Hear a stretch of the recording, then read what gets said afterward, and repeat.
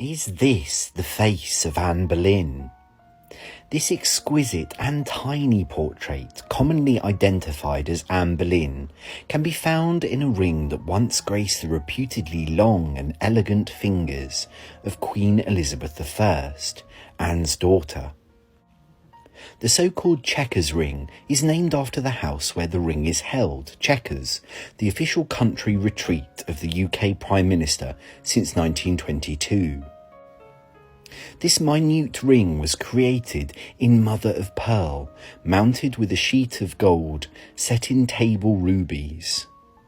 On the gold bezel can be found an E for Elizabeth in white diamonds, with an R for Regina in blue enamel.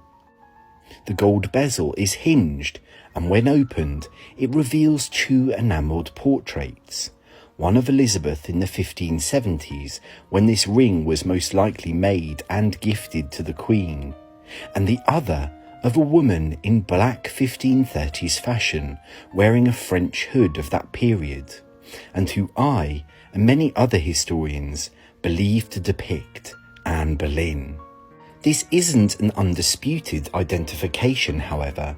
There have been other candidates posited of who the woman in the French hood is.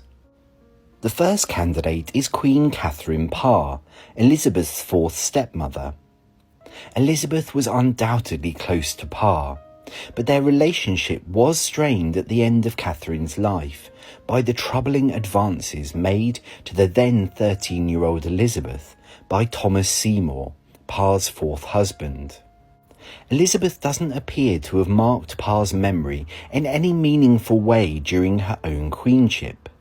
Moreover, as mentioned previously, the French hood in this portrait is dated to the early to mid-1530s. If this was a portrait of Parr, we would expect the hood to be shaped in the later style of this fashion in the 1540s, when the hood splayed towards the cheek, as seen in this portrait of Parr. Fashions and the sentiment seem to me to be wrong with this identification. The second candidate is of Catherine or Cat Ashley, governess and later Lady of the Bedchamber to Elizabeth. This identification appears to hinge upon its likeness to this portrait, which is often used to illustrate Cat. However, this isn't Cat, for it is inscribed as her niece, Joan Champernowne. The portrait we have of Cat again shows her in the later fashions, as we would expect. So this doesn't ring true to me, if you can excuse the truly awful pun. The third candidate is of a young Elizabeth herself. But again, why would Elizabeth be depicted in mid-1530s fashions when she would have only been in her infancy when these fashions were worn? Moreover, why would anyone gift a ring to Elizabeth including an image of her in her youth? Elizabeth fiercely controlled her image, drafting 2 proclamations to control the reproduction of her early portraiture. And would it have been expedient of a courtier to remind the Queen of her youth at a time when the question of Elizabeth's succession was so fraught? I'm not so sure. We do know, however, that Elizabeth and her courtiers underwent significant efforts to restore and remember Anne Boleyn by adopting and recreating her emblems and her image. Many portraits of Anne are believed to or are proven to date from this very period when the ring was created. But didn't Anne Boleyn have dark or even black hair, when the ring suggests gold, you may ask? Well, you may be surprised to know that we have very little contemporary information about Anne Boleyn's hair colour, in spite of the widespread belief that it was jet black. Thomas Wyatt referred to her as brunette, which encompasses a much larger variety of colour than black. Other portraits of Anne show a wide variety of hair colour, from chestnut to brown and even bright red.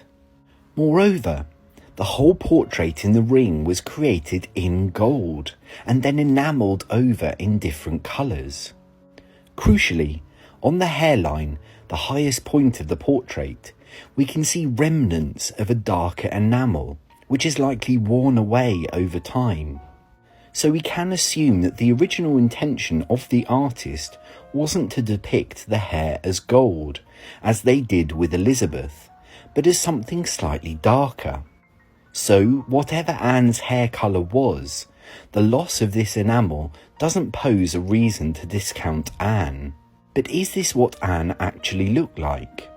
Well, there are striking similarities between this image and the facial shape and features shown in other images of Anne, including the only substantial image of Anne, the Most Happy Medal, that we know dates to her lifetime.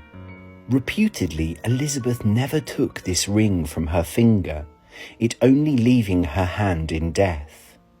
For me, Anne Boleyn is the only likely candidate for this portrait.